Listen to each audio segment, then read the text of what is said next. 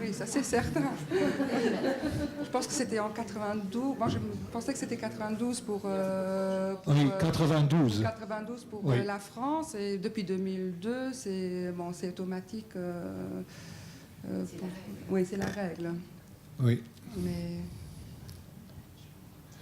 Et donc, on a un projet de loi qui est déposé depuis des années, mais bon, maintenant, je pense qu'il y a maintenant une volonté de faire avancer ce projet. Et d'après vous, un vrai pas en avant, qu'est-ce que ça pourrait bien être? Ce serait déjà toujours dans la situation ici de la garde.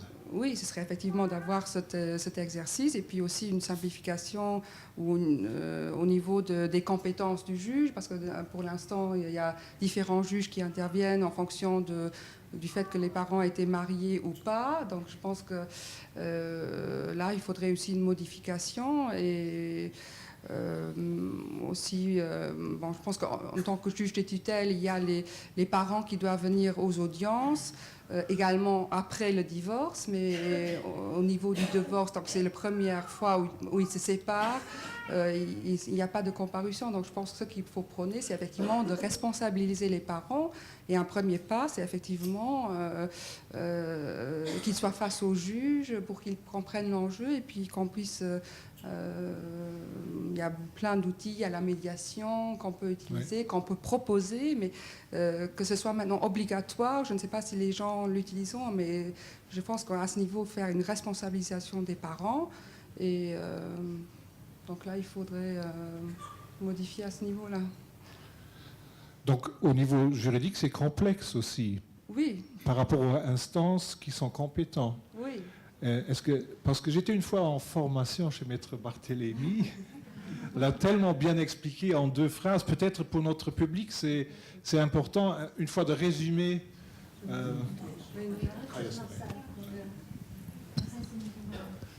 Alors, vous dites vrai ou faux, si on a bien compris, mais il y a le divorce et il y a aussi les couples non mariés. Là déjà, on a une situation différente en matière juridique. Je dis vrai ou faux, donc c'est vrai. Voilà. Alors, vous pourriez juste nous expliquer. Maintenant, elle me prend. Bon. Oui, la situation actuelle est que les parents mariés. Qu'est-ce que vous voulez savoir exactement? Chez qui on va? Alors, quel juge? notre sujet, c'est toujours la garde alternée. Oui. Je lance une hypothèse. D'après ce qu'on a compris, c'est plus facile d'avoir une garde alternée pour un couple non marié que pour un couple divorcé. Oh, alors là, ça c'est, je vais être obligée de vous contredire. C'est juste qu'on n'ira pas devant les mêmes magistrats. Oui. Et peut-être que la guerre au sein d'un couple marié et au sein d'un couple non marié ne sera pas la même. Peut-être. Mais vous n'avez pas plus de facilité dans un cadre que dans l'autre. Même actuellement, je dirais que les couples mariés arriveront peut-être mieux parce qu'ils se font vraiment une guerre ouverte sur tous les plans et on va évacuer les problèmes. On arrivera peut-être plus vite à la garde alternée que dans un couple qui ne s'était pas marié et où on va aller plaider ce volet bien précis devant un magistrat et les autres volets devant d'autres magistrats. L'avantage au niveau du divorce, c'est qu'on va quand même se retrouver devant un juge qui va prendre toutes les décisions. Alors que dans des couples non mariés, vous allez vous retrouver devant le juge des tutelles pour la garde, la résidence, les droits de visite, et puis un autre magistrat pour les pensions alimentaires. Donc on finit une guerre et on en commence une autre. On n'arrive pas à dissocier, on n'arrivera pas à régler le problème, alors qu'au divorce et à la jeunesse, bon, quand on va à la jeunesse, c'est déjà terminé. Alors, comme le juge est différent pour ce qui est de la pension alimentaire, c'est-à-dire du budget, et celui qui donc se prononce sur la garde, il y avait Madame la juge de Villars qui a donc dit qu'en fait, une garde alternée, c'est toujours, au point de vue financier, c'est difficile parce qu'on double pratiquement les frais. Oui, disons, le budget n'est plus le même. Oui, voilà. Mais est-ce que ça ne demande pas d'établir un budget beaucoup plus précis, ou comment ça se fait en réalité? Bon, là, c'est aussi différent suivant les couples mariés, les couples non mariés. Le budget, s'il n'est pas, les futurs divorcés ne s'arrangent pas, c'est le magistrat qui va, entre guillemets, le fixer en disant qui doit payer combien à l'autre. Mais en tenant compte de la constellation quand même, parce qu'il est au courant de ce qui a été décidé pour la garde et les droits de visite. Après, dans les couples non mariés, vous allez chez le juge de paix qui, lui, va regarder les pièces que les avocats leur donnent. Tu gagnes autant, tu dépenses autant, un enfant te coûte autant, et voilà, moi, je te donne ça. Les droits de visite ne sont pas souvent pris en considération dans ce genre de situation.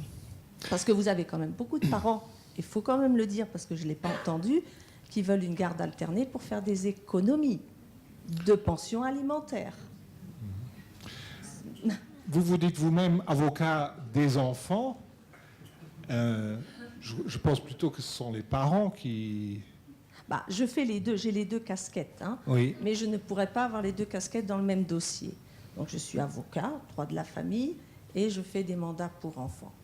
Donc c'est pas du tout la même chose. L'avocat des parents va défendre les parents. L'avocat de l'enfant va essayer de faire comprendre aux parents que l'enfant n'est pas leur chose. C'est quelque chose qui est primordial. Les parents qui se séparent viennent toujours en disant « mon enfant, ma propriété ». Et quelque chose de très important qui a été dit dans le film, c'est qu'il faut écouter les enfants. Si vous avez de petits-enfants, évidemment, un bébé, c'est très difficile. Mais un adolescent, ou même un enfant de 6 ou de 8 ans, peut déjà exprimer certaines idées. Alors, il y a les idées des parents qui passent derrière. Ce n'est pas toujours évident de faire le tri, c'est pour ça qu'il y a des spécialistes qui sont là pour le faire, mais un adolescent sait s'exprimer, et une fois qu'on a trié un petit peu toutes les informations qu'il nous a données, on peut arriver à essayer d'expliquer aux parents que ce qu'eux décident, ce n'est pas forcément ce que leurs enfants veulent. Ça, c'est le plus difficile. Est-ce qu'il y a des enfants qui demandent une garde partagée, qui veulent vivre chez maman et chez papa? Il y a beaucoup d'enfants qui viennent dans le bureau d'un avocat pour enfants et qui disent qu'ils veulent passer autant de temps chez papa que chez maman. Après, est-ce que c'est le vœu des enfants? Ça, c'est une autre question. Mais il y a beaucoup, et comme là, ça a été dit aussi, d'enfants qui veulent passer du temps avec les deux parents. Ça, c'est vrai. Maintenant, un enfant de 7 ans qui vient et qui vous dit « je veux passer 7 jours chez maman et 7 jours chez papa », bon, voilà. Oui, mais peut-être un adolescent de 15 ans. Un ado, oui, mais un ado rarement va demander une semaine, il va demander autre chose, parce qu'effectivement, comme ça a été dit, c'est très dur à gérer, surtout quand on est scolarisé, des parents qui n'habitent pas toujours à proximité, il ne faut pas prendre le même bus, les trajets sont différents, ils vont demander des espaces de temps plus longs. Oui, donc on a vu différents modèles dans ce film. Est-ce qu'on pourrait peut-être un peu faire le tour? Est-ce que ça vous semble réaliste? Est-ce qu'il y a des modèles qui sont plus pragmatiques?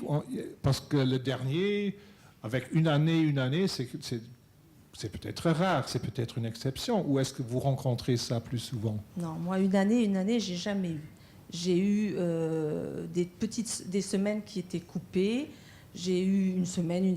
C'est en général le schéma que les parents souhaitent, parce que les parents, au départ, ne se voient pas passer moins d'une semaine sans leurs enfants. Donc, c'est plus les parents qui ont besoin de cela.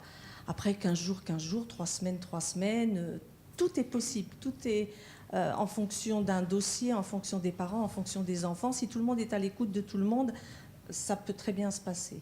Mais un an, bon, ça, j'ai pas eu. Par contre, l'histoire de changer les parents de maison, ça, c'est génial. Parce que demander à des parents s'ils sont prêts à passer... Moi, la question que je pose toujours aux parents, c'est est-ce que vous feriez votre valise toutes les semaines? Oui. Et il n'y a pas beaucoup de parents qui répondent oui. Donc, on peut peut-être, Madame Schmitt, renvoyer la question. vous voulez dire quelque chose là-dessus? Il me semblait. Oui, je me disais qu'au Luxembourg, ce cas doit se présenter peu quand les gens habitent au Luxembourg même. Mais si j'ai bien compris, la dame habite à Paris et le monsieur habite dans le sud de la France. Donc il y a d'autres problèmes qui se posent. Mais ce que je veux dire aussi, c'est que les situations qui arrivent chez nous, parfois, c'est aussi le papa qui vient d'Autriche. On avait un père qui venait de Roumanie. On a des gens qui viennent d'Arlon, enfin, de l'approche plus proche, mais dans un autre pays. Mais, enfin, je vais dire, la garde alternée à ce niveau-là, quand il y a des distances comme ça me semble... Enfin, si c'est vivable pour l'enfant, je me dis pourquoi pas. Donc l'intérêt principal me semble être ici celui de l'enfant. Et alors, il parle de garde alternée. Est-ce qu'on pourrait se mettre d'accord un peu sur l'intérêt général de l'enfant? Si je vous comprends bien, c'est avoir ses deux parents? C'est le sens même de notre travail, c'est le sens même de pourquoi on est ici, c'est le sens même de la chose. Je vais dire, c'est les besoins des enfants dans la garde alternée, me semble-t-il, doivent être négociés en fonction des besoins de l'enfant. Et Madame a bien dit que pour un bébé, c'est différent. Dire une semaine chez l'un, une semaine chez l'autre, 15 jours chez l'un, 15 jours chez l'autre, un an chez l'un, un an chez l'autre, enfin, ça n'a pas de sens pour moi. Oui, vous avez quand même des situations où ce n'est pas possible, là où on doit protéger l'enfant vis-à-vis des situations, comme la juge l'a dit dans le film, où il y a la guerre, c'est-à-dire où les enfants sont utilisés comme des armes pour se faire mal l'un à l'autre dans le couple. Vous avez des situations pareilles? Oui, on a des situations comme ça. L'important me semble quand même, un peu ce que vous disiez tout à l'heure aussi, c'est l'équité. Pourquoi, si un parent déclare que l'autre c'est le mauvais, l'enfant doit-il souffrir de ne pas pouvoir le voir plus longtemps? Parce que chez nous, c'est vrai que le droit de visite commence par 1 heure tous les 15 jours, sauf pour les bébés où c'est plus souvent, mais une fois tous les 15 jours, 1 heure, une fois tous les 15 jours, 2 heures, une fois tous les 15 jours, 4 heures, c'est quoi? On avait un père qui nous avait fait le relevé que sur les 2 dernières années, il avait vu les enfants pas 20 jours enfin pas 20 jours en tout. Donc mais après une certaine... Les cas vrais, les cas spécifiques où l'enfant doit être protégé du parent qui vient en visite, si on n'avait que ceux-là, on nagerait dans le bonheur, je vais dire, mais on pourrait travailler convenablement. Tandis que des situations conflictuelles où un parent fait barrière contre l'autre parent, dans les faits et les gestes aussi par rapport à l'enfant, c'est vraiment très dramatique pour les enfants. Et qui en décide qu'un des parents ne peut pas rencontrer directement l'enfant? Qui prend la décision? C'est le parent qui a le droit de garde, qui peut décider en tout cas de faire barrière, de faire traîner les choses. Oui, mais je pense maintenant à ce père. Restons dans les exemples concrets, qui voit son enfant chaque 15 jours, 1 heure. Vous avez dit que c'est rien. Juste pour l'exemple. Yeah. Est-ce qu'après un certain temps, parce que si on voit ça d'une façon évolutive, est-ce que, M. Desmarais, vous verrez ce père en quelques années construire un plan d'une garde alternée avec la mère? Disons que ça dépend aussi par après de l'évolution des parents aussi par rapport à ça. Et il y a peut-être une chose que je voulais dire par rapport au terme employé. Je pense que j'ai bien aimé le terme d'hébergement égalitaire, parce que c'est vrai que le mot garde déjà, on va dire, ça fait un peu prison. Oui. Et nous avions eu aussi une médiation où, l'air de rien, pour les parents, les mots ont de l'importance. Et ils étaient arrivés à un accord de médiation où ils avaient mis tout en place, que ce soit par rapport à un partage égalitaire de l'enfant. Et puis, il arrive le moment de mettre ça dans des mots, puis on va voir la juriste, il faut dire qu'il y a un parent qui aura la garde et l'autre le droit de visite, même si le droit de visite que vous avez, il sera quasi à 50%. Mais pour ce parent-là, ça a été quasi, ce n'est pas possible. Ils disent, je ne peux pas, il ne vient pas chez moi en visite, je suis le parent, je suis le père. Dans ce cas-là, c'était le père qu'on avait, qui avait ça. Donc, je pense que si on pense au niveau de la loi, je pense que c'est important de penser à ces mots qui ont de l'importance pour les parents. Parce qu'il n'y a pas un parent qui est gardien et l'autre qui est visiteur. Je crois que tous les deux doivent être parents. Et il y avait aussi une chose que je voulais rebondir par rapport à cet hébergement égalitaire ou autre forme entre les parents. Je pense que ce qu'on a vu quand on a vu les trois sœurs, l'impression que j'avais, c'est que celle qui avait le moins bien vécu finalement cette situation, c'est celle qui dit finalement c'est moi qui devais porter les messages. Et je pense que c'est quelque chose qu'il faut faire très attention. Et même si M. Néron dit qu'il ne faut pas forcément que les parents s'entendent et qu'il y a une conflictualité qui peut être là, je pense qu'il faut effectivement faire tout pour que les parents n'utilisent pas leurs parents comme porteurs de messages. Oui, aux enfants, oui. Madame Liégeois. Moi, j'ai peut-être une petite remarque qui s'associe à ce que vous disiez de ce papa qui disait « Mais enfin, moi, cet enfant, il ne vient pas en visite chez moi. C'est quoi pour une expression ?» Il y a un enfant un jour qui m'a dit « Vous savez ce que j'ai vu, madame, sur le papier qui était à la maison, il était marqué procédure un tel contre une telle. » Et ça, c'est pas possible. C'est mon père contre ma mère. Mais mon papa et ma maman, ils doivent gagner tous les deux. Comment est-ce qu'on peut écrire ça ? Ben oui, hein.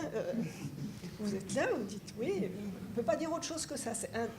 Je veux dire, s'il y a un moment où quelque part vous pouvez le dire, dites-le, parce que cet enfant était très choqué et vraiment à juste titre. Hein.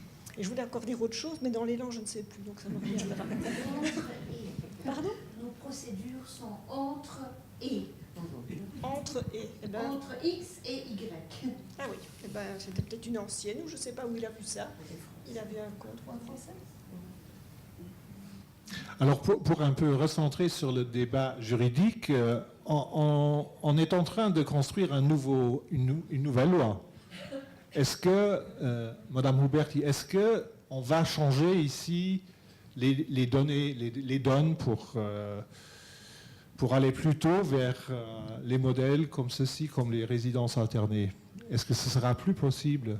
Je veux dire, comme le modèle, il est possible déjà maintenant avec la loi que nous avons, ce qui est important avec la nouvelle loi, c'est qu'on aura une terminologie plus adaptée. Comme l'a dit M. Demaret, la terminologie actuelle, elle fait prison, elle fait visite, visite du musée ou vécu en prison. Je veux dire, elle ne fait en tout cas pas deux parents séparés qui s'impliquent dans la vie, dans le quotidien de leur enfant. Ce que nous avons besoin, c'est une loi qui nous permet de nous adapter aux situations. Je veux dire, chaque famille est différente, chaque enfant est différent, chaque papa est différent, chaque maman est différent. Ce qui est bien pour la famille X au moment de leur séparation est mauvais pour la famille Y.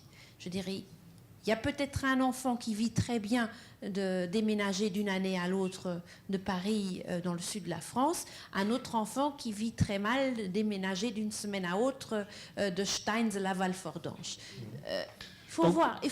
Donc, si je vous comprends bien, c'est que s'il y a un couple et des enfants qui sont très clarifiés entre eux, qui viennent chez vous, vous êtes d'accord à mettre en place... Moi, je suis d'accord avec tout.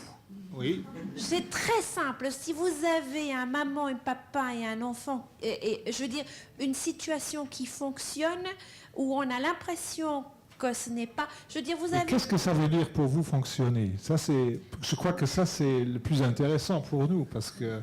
Ce qui fonctionne, c'est quelque chose qui fait du bien à tout le monde. Je veux dire, et justement, ce qui fait du bien à tout le monde, normalement, fait justement du bien à tout le monde. Vous ne devez pas avoir... Si vous avez une séparation qui est organisée d'une manière que une personne est contente, une personne est mécontente et une personne est à moitié contente, c'est pas bon. Je veux dire, il faut voir dans les familles quelles sont les possibilités. J'ai dit ce matin à un couple, après une comparution, prenez 3 mois, réfléchissez. Quelles sont vos compétences de chacun? Quels sont les besoins de chacun? Réfléchissez, cherchez la solution qui est adaptée à votre famille. À vous, à papa, à la maman et aux 3 enfants.